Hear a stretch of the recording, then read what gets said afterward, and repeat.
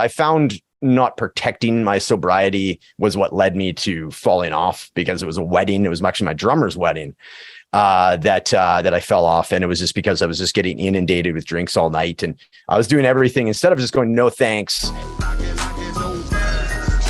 Matt Gardiner, thank you for joining me on Knockin Doorz Down. Yeah, thanks, Jason. Thanks. Great to be here. And yeah, let's do this. It'll be a fun conversation. Well, it's cool to talk to another podcaster in the recovery area. Of course, your podcast, Beyond Recovery, Live Your Best Life Without the Need of Alcohol. Hey, we're in the same boat, buddy. We're in the same boat. I'm always curious, what was like, are you a meeting guy, or was it another path for you other than AA or? Yeah, good question. It started with AA. So I had a 3-year, 3-month sobriety stint, alcohol-free stint from 2012 to 2015. And that was big time. Like literally the AA meetings changed my life. Specifically, the first one that I went to was just such a transformational experience for me. And on the strength of that, I kept going to meetings close to daily, 5-6 times a week for a good 8 months for the first year of sobriety. And then would check back in, once or twice a month from there, and sort of trailed off for a little bit towards the towards the end of that 3-year stint, which of course led me to believe that I was cured and that I could try moderation again, which I tried for the next 3 years, and that was that 0% success rate on moderation, by the way. No matter how I dressed it up or attempted these different things, or had my, reframed it differently, I'm like, oh, only on weekends. And then, all this nonsense. That negotiation, big time. I was trying hard. Every angle you could think of, I was trying. And then this last time, though, I just got past my personal best in April. Or no, I'm getting ahead of myself. So it's 3 years in April, and then my personal best of 3 years, 3 months, I just passed in July here. So right on. Yeah, so it feels pretty good. But not so much on the meetings. I am looking to get back into the meetings now, just as a way to give back, and remembering how tricky those first few months or that first year of sobriety is. And that I've been able to do it twice, lucky enough to do it twice. I wanted to get back in there and get into like a mentorship role and potentially be like a sponsor and all that. So I've been eyeing that up for a while. But as far as like this time, just a much more balanced approach. I figured out, I finally got into, meditation, all these things that I had in my head. I'm like, okay, when I get older, I'll get it. I can see myself calming down, right? I'm like, okay, meditation's on the list, like yin yoga, things of this nature that I'd always been putting off because I felt they were, quite frankly, I thought they were going to be a waste of time. I was such a, I was so big into like achievement and doing and grinding and achievements and success. And I didn't have any time. I didn't allow myself any time for that, the yin, like, the yin of the balance of the yin and yang of just like sitting there and allowing. And it's even just this last year, Jason, I'd say about February, I finally had like that Eckhart Tolle moment where it clicked in my head, where I forced myself to sit down in the morning and have an hour-long meditation. And about 35 minutes in, my mind was just like, what are you doing? Like, you have this to do. This is a waste of time. Get up. And I finally had this like moment where I detached from my thoughts, and I was like, who is that saying all those things? Like, I don't need to do that right now. And it was almost like the secondary, like inner voice, which I believe is like my, my soul or my true self. And that was like that Eckhart Tolle moment. I kind of had some fun with it. I'm like, I was just actually sat back as an observer and listened to this voice going, no, that's enough. That's not funny. You have to get up. And I had this moment. I'm like, okay, I get it now. So like, as soon as I experienced that, man, that was a game changer for me. So, it's funny looking back to like, the thing that I really missed about that in that first 3 years, 2012 to 2015, was like the reckless nature. Like I kind of missed that, and I felt that just by doing more and more and achieving more, that would satiate that whole kind of like reckless abandon that I still had inside of me. When in fact, it's the opposite. It's interesting because what I'm hearing is you got to talk with the anxiety side of yourself and kind of have a bit of a chuckle at it. Totally, man. Yeah, no, I haven't actually thought of it like that, but yeah, absolutely. No, good call on that. Yeah, it was. Yeah, for sure.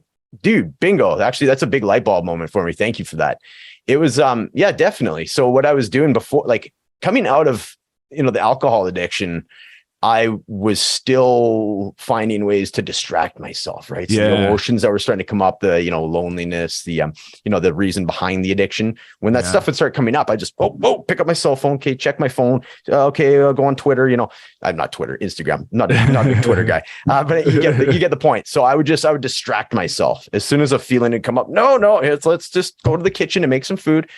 Right. I was attempting to outrun my anxiousness so like you say, exactly. It was getting in touch with that side of me and allowing it with like an unconditional support and love. I know some of this stuff may sound cheesy, but I imagine with your guys' listenership, I'm in the right spot to be able to talk like this. So, yeah, please. Yeah. Yeah. It's a tough thing for all of us to get to that point, because I've started to do meditation a little bit more. It's tough. I got that very active brain. I'm figuring most of us, I don't know about you with the people you've spoken to. I believe we've spoken to some similar people. Either I've talked to them on this podcast or the other one I do. We've got a very busy, active brain. And a lot of us, not to toot our own horns, but fuck it, let's toot our own horns. We're very intelligent people. We're observant. We take in a lot of information. We can be very empathetic, sensitive to environment, all these things. And so for me, I'm finding it, I can do about 5 minutes before something starts to invade. So I'm working on this shit. Yeah.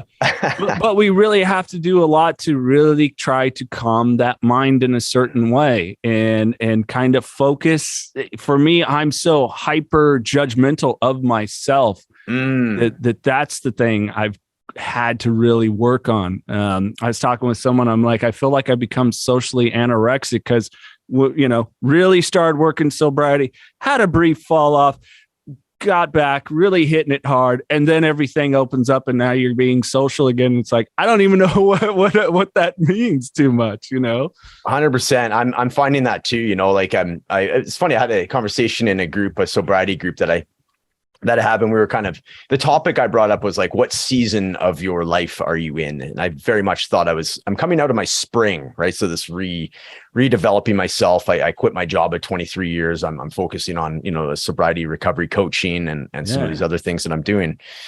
So now I'm feeling like it's the perfect time. And it's with summer, corresponding with summer. I'm feeling like I'm in my summer of my life right now, or a summer in my life. And I'm having the same kind of issue as you. Like summer to me is like getting out there, and dude, after like the last 3 years of having this like digital, like don't get me wrong, I'm super, super ready to go with the Zoom calls. I can do those all day. Right. But to actually get out there and have the bandwidth to converse with people on an energetic level, like in person. Oh, it's more challenging than I was expecting it. I'm definitely finding that I'm a little bit uncomfortable in some of these networking events that I'm going to. I'm feeling this like, not dread, but sort of this like resistance to it where I'm like, ooh, and then I'm monitoring my brain going, it's trying to find everything, any reason why not to do it and all that. But I know I have to go forth and do it. So I totally relate to what you're saying about the socially anorexic. Yeah, definitely rebuilding that right now for sure. Well, but you're a musician too, right? Yeah. So how do you do that? Because I used to host a lot of events like emceeing concerts. I still do some MMA events, ring announcing and things like that. But how do you, as a musician, people oftentimes, I'm good. Like people are like, you're comfortable up there when you're ring announcing or whatever. It's like, yeah, when I step out, it sucks. How do you kind of deal with that? People coming up, oh, great set, man. Or can I buy you a drink? I don't know how much that happens. That does, for the longest time, I would just say I'm not drinking for tonight. And now I'm just completely open about it. Everybody in my inner circle and in my area, knows, my community knows that I'm not a drinker. And if people ask, and I still, get the odd person like, no, you can just have one. I say, you know what? It's just easy to just turn. There's enough people around that I can just navigate it, really turn around and thanks and get away from them. Right. So, but yeah, it was a different thing for sure. The first time that I was doing it, it was all about I'll have a drink afterwards. Right. Betting on the fact that everybody will be inebriated enough afterwards that they're not going to notice. And generally speaking, that worked. And now I'm just, I found not protecting my sobriety was what led me to falling off, because it was a wedding. It was actually my drummer's wedding. that I fell off. And it was just because I was just getting inundated with drinks all night. And I was doing everything instead of just going, no, thanks. I was like pretending, so I'd take a shot and like water the plant behind me with some tequila, just like, pretend I'm doing it, and then finally by the end of the night, I had a shot. And that's when like just brain chemistry, I was like, I kind of missed this, grab a Corona. And then, that's the end of that. So yeah, it's been tricky. But as far as like we haven't actually played a live show in a couple of years. We've been keeping like up here in Canada, it was pretty locked down for a while. Yeah. And we've just been doing like Facebook lives. And honestly, now that we're kind of used to doing these like live performances out of our home studio, it's kind of like, I didn't really miss the whole packing up at 2 a.m. after the show is over and all that. So we're in no huge rush to get back. Plus, we're kind of at that age, like everybody in the band's got like young kids now. I mean, except for me, but the other two fellas have young families. So kind of feels like that rec hockey league where we get like a little bit of ice time once a week at like 8 or 9 at night. Right. But luckily we've put all this time in 10 years as a band. So we have this equity so we can just show up, do our thing. We're on the same wavelength. So, that's super cool about that. But yeah, things are different for sure than they were like 2 or 3 years ago for sure with the band. Let me ask you a question from all the people that you've spoken to and through your experience with AA, other alcoholics, family history of alcoholism. And have you found anyone that doesn't have it? Because I've spoken with this great gentleman, I recommend you, I'll send you his information. Dr. Rob Kelly goes, alcoholics, you're born, it's made, it's there. Yeah. There's a family lineage. Other people can't drink themselves into alcoholism. Yeah. Something about our chemistry, our genetics, and our makeup. So that leads me to wonder what was family for you? Yeah. First off, funny you mentioned Dr. Rob Kelly. I just had him on my show. I want to say like earlier this week or like late last week. And wow, right. Mind blowing. I was just like, I needed to take a few minutes after I signed off with him. I was like, wow, what a crazy interview. What a crazy story. Awesome guy. Yep. Yeah. So shout out. Yeah. Shout out Dr. Rob for sure.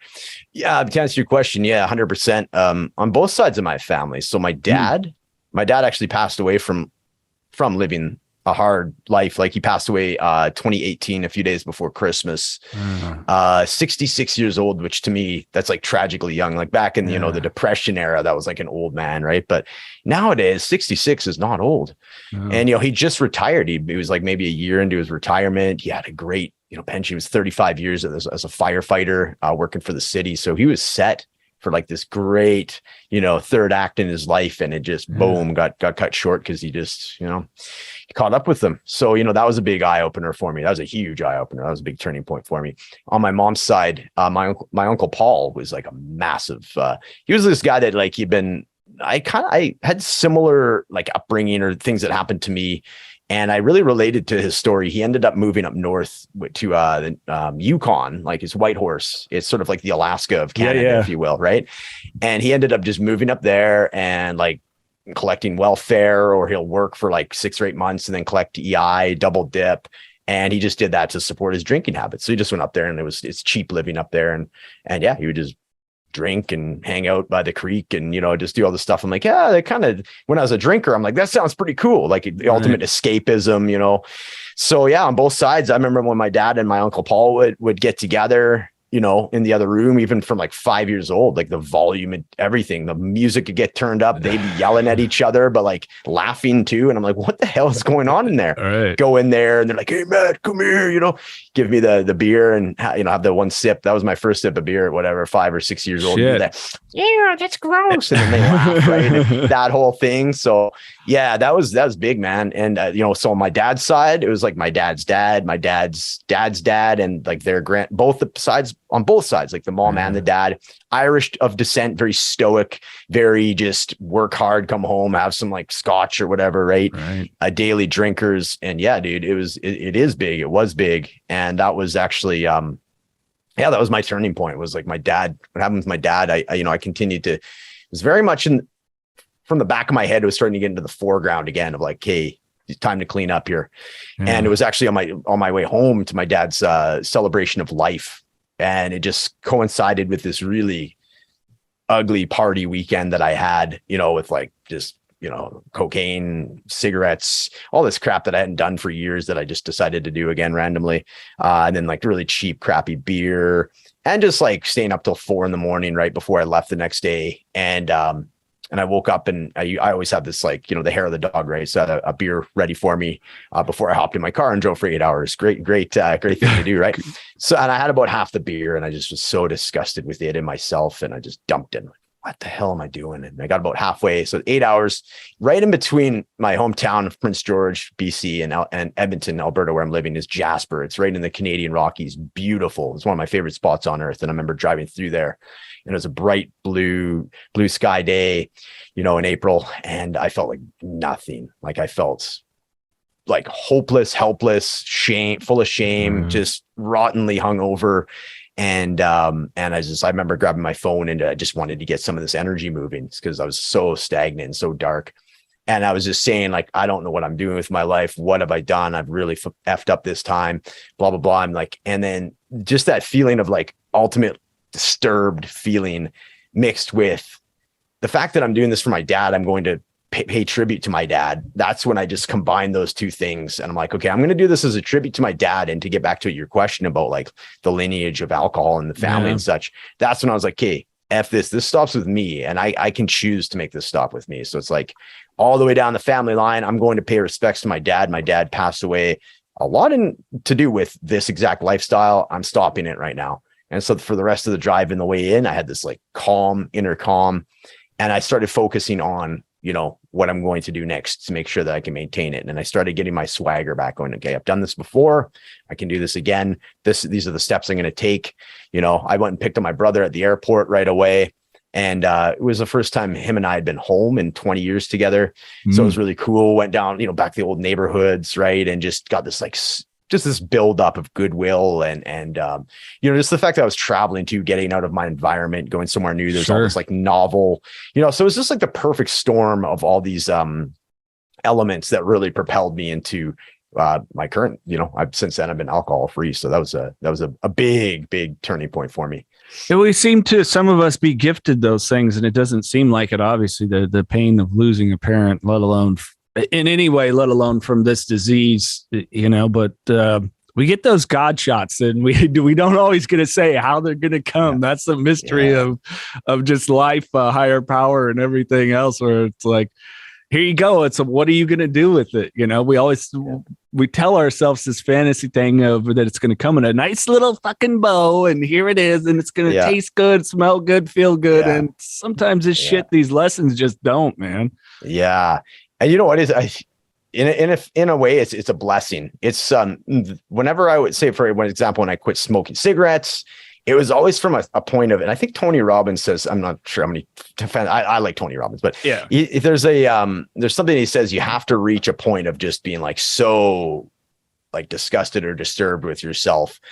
Otherwise, you're going to keep having, like what we talked about earlier in the interview, that negotiation, right? There's always going to be that was just this time. It'll be different if you do that, right? That voice starts coming at. So when you're finally at, whether it's a rock bottom or just, for me, it was just a really disturbed, just disgusted place with all these other things going on in my head that were just out of my normal everyday thing. Like, it's a big thing, man, going to friggin' pay tribute to my dad that passed away. You know what I mean? Like it's real. That's real life. And that was big, and it is big. So yeah, it was like you say, though, it's the God shot. I like that. It's like, for me, it's always been, I've gotten so many taps on the shoulder, and then that's just like, oh, that was nothing. It's okay. You can keep going with this. Don't worry about that. He's fine. Right. And then finally it's just like, like smack in the back of the head. I'm like, okay, I get it. That's how I've learned. That's been my experiences. I'm sure a lot of people can relate to that. Oh, I'm sure many addicts, or just people in life in general, we get so many of those taps, Yeah. I mean, I've talked about, toxic relationships here with people on the podcast, where it's like, many of boats have been sent in the flood, and sometimes we ignore it, Yeah. And it's weird. It makes me wonder, what the fuck is it we're trying to preserve? What is it we're trying to preserve? It's because it's crazy to me when you're talking about your uncle. He loved booze more than anything else, and he's just willing to go and do and live and surround that lot. It was his life. Everything else was ancillary. Yeah, it's the banana sandwiches thing about addiction. It's just like, when we sit back and look, and maybe you've done this when I've journaled, it's like, why would I do that? Yeah. I mean, I remember I was drinking while I was driving to one of my grandmother's services. And this is a 4-hour drive. And it's like, what the fuck is wrong with you? Yeah. Oh, for sure. I'm glad you brought up journaling. That's the best way to get something out of your head. Really analyze like your inner dialogue. I read that. I'm like, wow, am I actually saying that kind of stuff to myself? And I realize, yeah, I am. That's kind of brutal. I got to change this. So yeah, interesting. And to reflect back, and that kind of thing for sure is like, yeah, journaling is amazing. Glad you brought it up. Well, you do coaching work too with people now. So what are some of the things, that maybe you implore? Do you approach everyone different? Do you kind of lay out some groundwork stuff for them and say, hey, here's where we're going to start. And then as I get to know you, we're going to branch off in different ways. Yeah, definitely. Thanks for the opportunity to talk about it. So right now I'm doing it's actually my first Dry July group that I'm running. It's six people, and it's just going awesome. So, that's me kind of getting that's me getting my feet wet as a facilitator in this role. So, backstory again, it's like I quit my job at 23 years this past January. So I am I'm very much in my rookie year of coaching. I had got all my certifications. I took 6-month leave of absence last year, and just life led me down this coaching path. I enjoyed doing the mentoring at my previous career, and then just combining it with my experience, my life experience, that being, cleaning myself up and such. So it just so happened that's the way the universe has led me. So yeah, to get to your question. Yeah. So I have the program that I'm running right now called Recovery Roadmap has it's a 30-day online course that you can take. So it's 5-minute videos each day.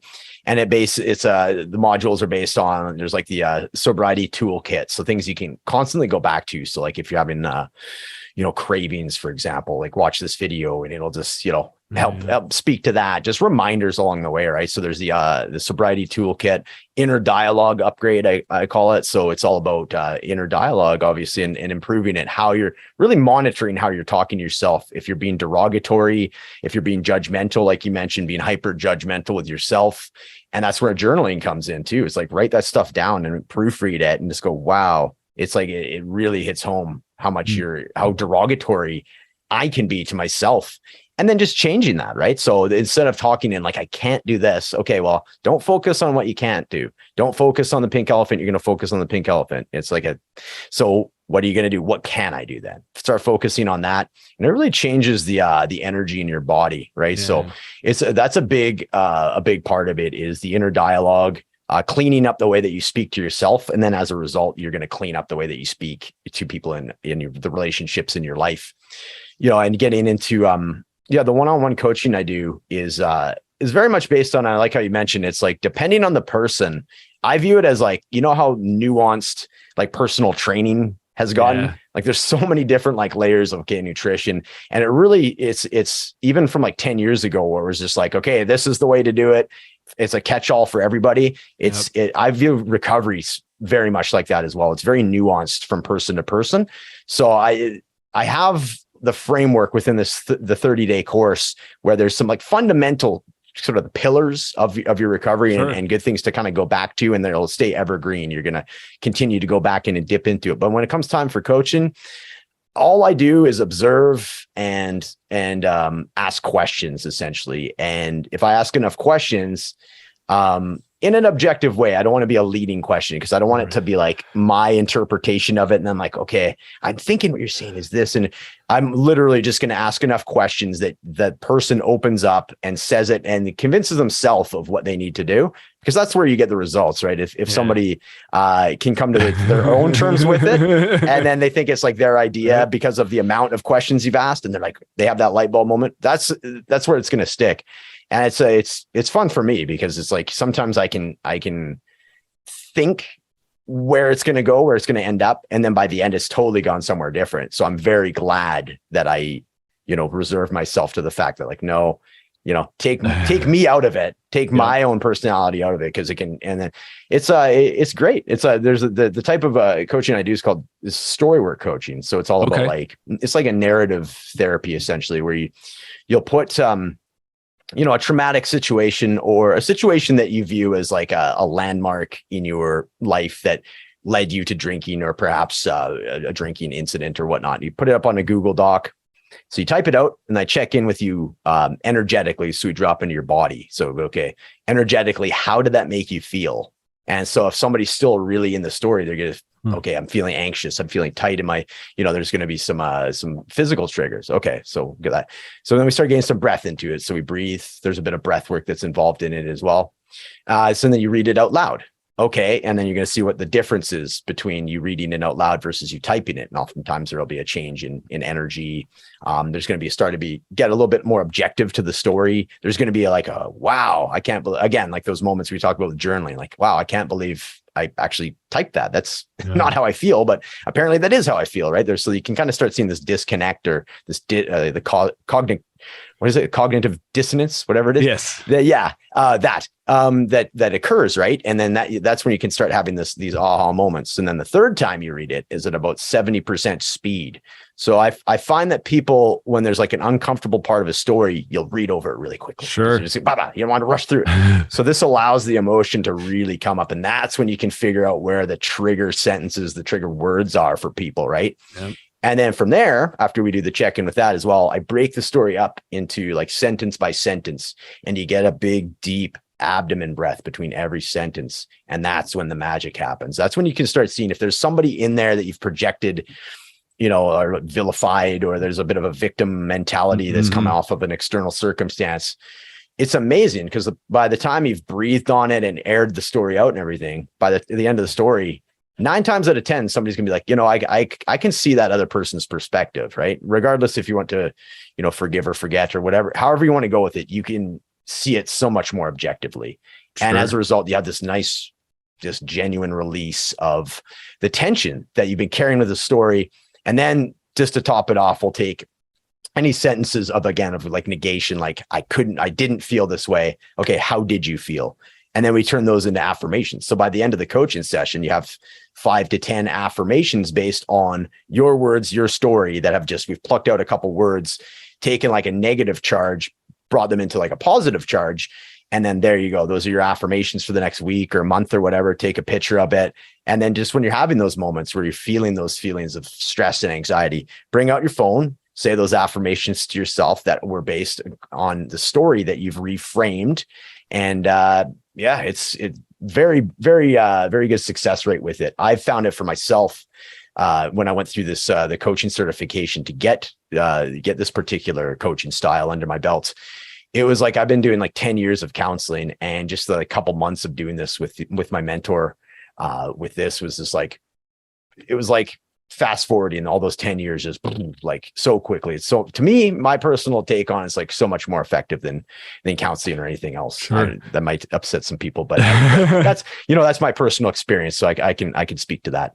Well, it depends on what counselors you get. Sometimes some aren't the right fit. Yeah. It's okay to change. Right. It sounds like an interesting part of the transformation. And it's not just for us addicts, alcoholics. So many people need to be pulled out of a state of victimhood and apathy. And it sounds like a really good way to take that victimhood, turn it on its upend it, and take a look and empower yourself. Because really, we've got to. I mean, I don't know any. I personally have yet to meet an alcoholic that didn't have a victim story at some point, a trauma of some kind, some big T's, little T's, whatever is trauma, let alone the history thereof. Within the family, like yourself, myself. But we really have to start to turn those things on their end and realize, we got to do something about this shit. Otherwise, it'll continue to eat us up and we'll fall off. As 2 guys that have fallen off, had some recovery time, fell off, that's okay. Part of the process, part of the learning. But the ditching of victimhood, so valuable. It is. And, it's worth mentioning, there have been things that have happened to me. I'm sure to you, it's not negating that, or it's not getting to the point where like, okay, well, these things did happen to you. They're isolated incidents. What you are saying is, and what I'm saying is, you don't want that to echo throughout the rest of your life, right? You don't want to feel this, at one stage of recovery, sure, it can feel a little bit comforting to blame other people while you're kind of getting your own shit together. Sure. Right. I mean, I went through that myself. And it's easy to, it's somewhat comforting. It's within a comfort zone to be able to blame somebody else or blame something for your life not turning out the way that it does. But you said the exact word that I was going to say, empowering. It's so empowering to be able to flip that story on itself. And like when we talk about projections, it's you got to be ready for it, because projections will like smack you right in the nose when you're saying like, he makes me feel this way. And what we do is, like I said, anytime I see a projection, I take out the he and I put I make me feel that way. And that person reads it. And sometimes they're like, oh, you got me. Or like, sometimes like there's a profound, like, oh crap. Like it's instantaneous. And they're like, oh, wow, I do have a choice there, don't I? So, it depends on where the person is on their journey, and so it might be met with some defensiveness, right? If they're not quite ready to let go of that victim story, but the projections are the good ones for sure. And then that's honestly, like when you're ready though, when I've been ready for the projection to, the finger to get pointed back at me, it's actually oddly comforting. Right. Mm-hmm. Sure. It's tough. Sure. It's a bitter pill to swallow. But to your point, the responsibility, the power is back with me. Now I can do something about this. So just remember that, like anybody that's listening to this that has like those, those victim stories that you don't want to let go of, it feels tremendous when you get to the stage where you can do that.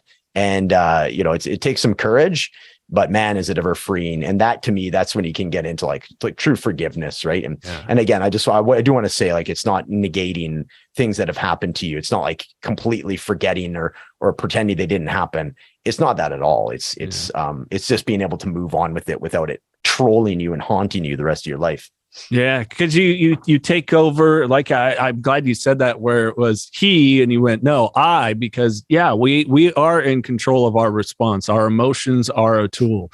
They're not something that has to control us. And I know we have a society right now that is so emotion filled with every little thing, but we could use a little more pragmatic approach to our life and understand. And it's okay. Sometimes people just generally are wrong, and you gotta set a boundary and put them in their place. Sometimes they do some messed up shit. You tell them that's not okay. I'm not putting up with that. Don't do it again.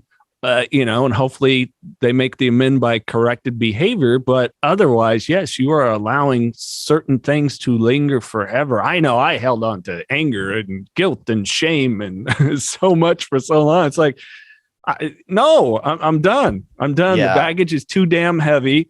I'm midlife, hopefully I got another 40 years left in me, but I'm taking the baggage and it's going over there. It's too heavy to carry. Fuck it. I'm done. Yeah, absolutely. Yeah. And what a great feeling that is, right? It's so much lighter to just leave those suitcases behind and be like, hey, I'm done with these, let's move on. Yeah, no, that's great feeling for sure. Especially when you're carrying a bag that has somebody else's name labeled on it. Right? Yeah. Very good analogy. I like that a lot. Yeah, that's great. And we tend to do that, because how many of it? Tell me, Matt, when you were a kid, and I know my dad, drug addiction, did drink, but I had alcoholism on my mom's side.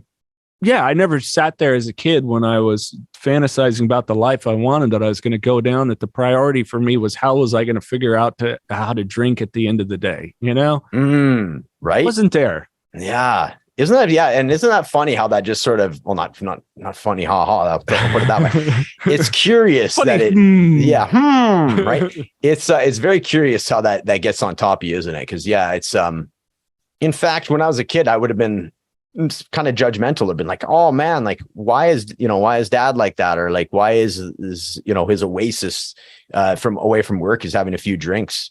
It was odd to me. And then for me to literally just become that. And it was just gradually over time, right? It starts off quote unquote harmlessly enough in with some drinks in high school and in playing in a band back then, and thinking that's cool to live the rock and roll lifestyle, to living out on my own in my early 20s. And then before you know it, it's like 4 days a week I'm a daily drinker, and then I've hospitalized myself. And then by the time I'm 30, I'm like, this is like literally my life now is drinking, and like figuring out when I can drink, and drinking before I go to work, and drinking on my breaks. And it's this like 10 year sort of gradual descent into the madness. And we do get to escape it, people. We do get to escape it. Tell me, why did you start Beyond Recovery, the podcast? Yeah, so I've been in this is when I was in my previous life or my previous career. I had a bunch of stuff on the go. Like I play in a few different bands. I had a couple podcasts, and I found now that I'm doing this new venture, I felt the need to like bring everything together because I had so much divergent energy. And if I'm going to be a successful entrepreneur, I need to have everything moving in the one direction. I very much felt like I still had two lives. I'd always had like a split personality, split life with my drinker and my work, work Matt versus, at home drinking Matt. Right. And there was obviously some overlap, right. But it felt like very much like two personalities, two lives. Sure. And it's starting off my entrepreneurship, stint here. It still felt like that. I had all this stuff on the periphery that was like great for releases while I was at my previous job, but I'm like, they aren't really tying in together with this thing that I'm trying to get off the ground here. So that's where I was just like, okay, my energy is too all over the place here. I got to bring everything together and it's all got to get moving in the right direction. So anything that was on the periphery, I either paused or cut out of my life entirely. I had like a few different podcasts, a music podcast, one of the great outdoors, like a camping podcast, all these different things that I enjoyed doing at the time, but they weren't serving me anymore. So I cut it. I'm like, well, okay, I got the podcast experience. Let's get into the recovery game because that's what I'm going to be doing.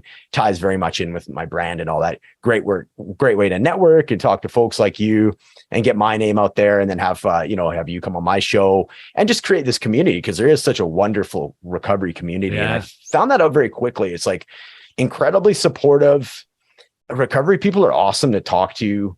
There's literally everybody is supporting everybody, and it doesn't come off like inauthentic. Like, as soon as I'm off, people are stabbing in the back or anything. It has a way less competitive nature. Like there legitimately is people that are just, as soon as you're part of somebody's community, you're like, you're together. Yeah. There's this unity. So, which was a missing element for me. I always felt, again, very fragmented with all the other things I was doing. So it was like, it was coming home in a lot of ways. It was, I had been, it was challenging for me to put my story out there when I was in my previous career. So, because I was always hiding it from certain people, how much I actually drank. And I was very protective of it. And now it was like permission. As soon as I quit that job, I'm like, I can be 100% myself, genuine now. So part of that was starting the podcast so that I can start my story. And, it's so powerful. For me, the number one thing is connection, right? Like that whole TED talk changed my life. The opposite of addiction is connection. I was like light bulb moment for sure. So as soon as I heard that, I'm like, so that's what it's all about, man. So that's like, me, even like 5 years ago, like I wish I knew of some of these recovery podcasts, because I was still fearful about going back to the rooms because it'd been so long since I'd been there. And I was sober curious, these moderation attempts were really wearing on me. And I really wish there was a podcast that I could have listened to, because I was looking for is there like live AA meetings that you can just kind of be a fly on the wall? I couldn't find anything like that. And for whatever reason, this was probably 2015, 2016. There didn't seem to be any of these podcasts. And now there's like an abundance of, like so many. There wasn't, now there is. And now there's a bunch, right? And which is awesome, right? So, and that's what it was. So I knew my experience level and all that. I have the gear, I'm ready to go. And it was just a matter of just getting everything together instead of having all this like hot air balloons everywhere and all these different trails that I'm kind of traveling, and just getting into one cart and just take the cart down the one trail. So that's what it's all been all about for me. I love it, man. Hey, if people want to find out more about you, Matt, and the podcast, your coaching work, how can they find you? Yeah, thanks, dude. So recoveryroadmap.me. That's both my website and my Instagram handle. I also have a YouTube channel, which also has like some of my music, the sound therapy, sound healing stuff, and some of the other projects I have going on. And that is Matt Gardiner Live. So the YouTube channel is Matt Gardiner Live. I also have a Facebook live channel. That's the same thing. So Matt Gardiner Live and recoveryroadmap.me. All right, Matt Gardiner, here we go. It's time for some random questions. You can have dinner with one person. Who would it be? They living or not? Oh, living or not? Albert Einstein. Why Albert? Oh man, just I love his combination of science, and he's like very artistic as well. Yeah. So he's got the whole brain thinking going on. Seems like an incredibly interesting person. I agree. He seemed to have an understanding of science fiction as the possibility, you know, that imagination, that even 100%. Though there was factual stuff and mathematical formulas and things, but it was that idea that there is something more. Yes. Yeah. Absolutely. That's a good one. First time we've ever got him. I would totally want to ask him about his moral state in the Manhattan Project. You know, Oof, fair enough. Fair right? Enough. Yeah. Ugh. Yeah. Anyways, superpower. If you could have one superpower, what would it be? Ooh, time travel. Really? Yeah. Why? Where would you go? Where would you go first? So, you know what? This is kind of funny. First thing, I go back to 2013 and buy up a bunch of Bitcoin. Right. And then dump it in 2018. Yeah, exactly, man. And then come back and be like, oh, life is good. Seriously, that's kind of funny that my mind would go to that. Hopefully that doesn't come across too shallow, but it definitely, I would definitely do that. Hey, it's okay. Cause what do? We try to amass wealth and then give generously. For me, it's the same thing. Man. It'd be like, man, I could really do a lot more of what I want to do. That's it. I got a guy, his name's Albert, ironically enough, addict. Last name Einstein? No. Yeah. Bump into him a lot. Yeah. Sometimes he's sober, sometimes he's not. And I take care of him, but there's no way to get this guy to treatment. I've talked to, no insurance, let alone state insurance is going to cover any kind of treatment. This guy doesn't need 28 days. He needs 6 months to go somewhere. So, for me, I don't think it is. I would want to do that. That's what I would want to do. Right? Like, all right, let's get Albert off to treatment, because I bet Albert's got a powerful mind that if he just got some of that love, we could get him somewhere, Love it, man. Absolutely. So, hell yeah. So do the time travel for Bitcoin. Yeah, exactly. It'd be for the greater good. Trust me. I would not be like Scrooge McDuck sitting on a bunch of Bitcoin. That would be going out to worthwhile causes for sure. Pet peeve, anything that just annoys the hell out of you. Yeah, just like loud, rude people. Yeah, just kind of like have that like feel like that.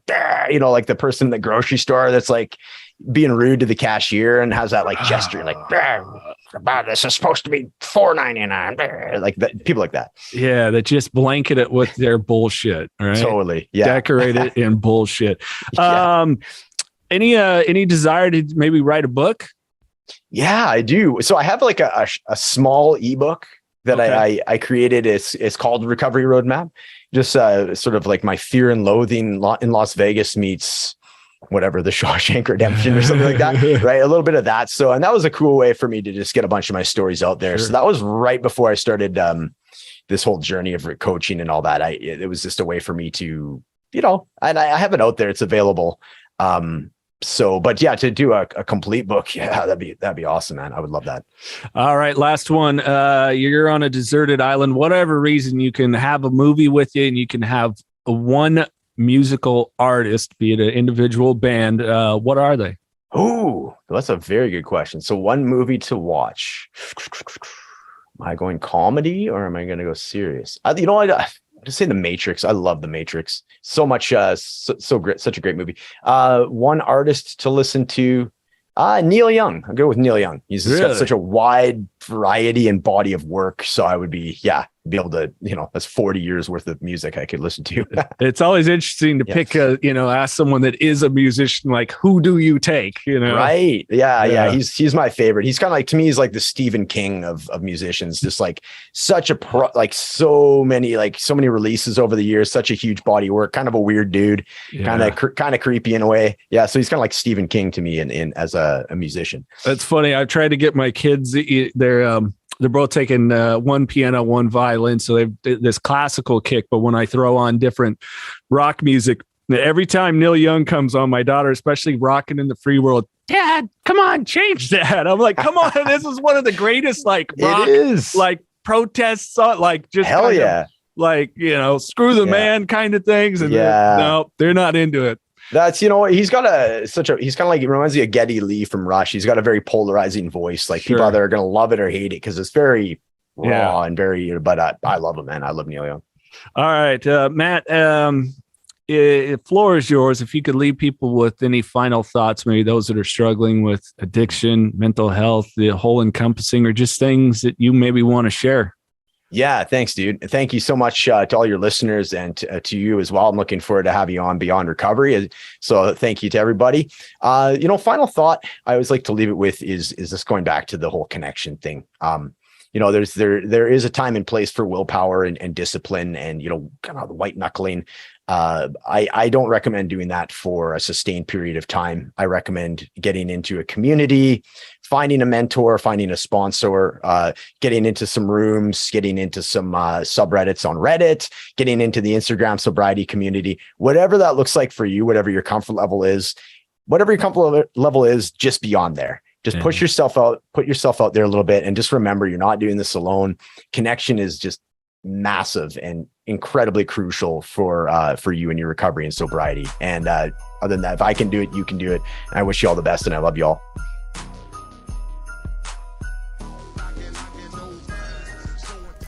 This podcast contains the views and opinions of the Knockin Doorz Down hosts and their guests to the show. The content here should not be taken as medical advice. The content here is for informational purposes only. And because each person is sharing their unique perspective, please consult your healthcare professional for any medical questions. Views and opinions expressed in the podcast and website are our own and do not represent that of our places of work. While we make every effort to ensure that the information we are sharing is accurate, we welcome any comments, suggestions, or correction of errors. Privacy is of the utmost importance to us. For those wishing anonymity, people, places, and scenarios mentioned in the podcast have been changed to protect confidentiality at the request of certain guests. This website or podcast should not be used in any legal capacity whatsoever, including but not limited to establishing standard of care in a legal sense or as a basis for expert witness testimony. No guarantee is given regarding the accuracy of any statements or opinions made on the podcast or website. In no way does listening, reading, emailing, or interacting on social media with our content establish a doctor-patient relationship. If you find any errors in any of the content of this podcast or blogs, please send a message through the contact page. This podcast is owned by KDD Media Company.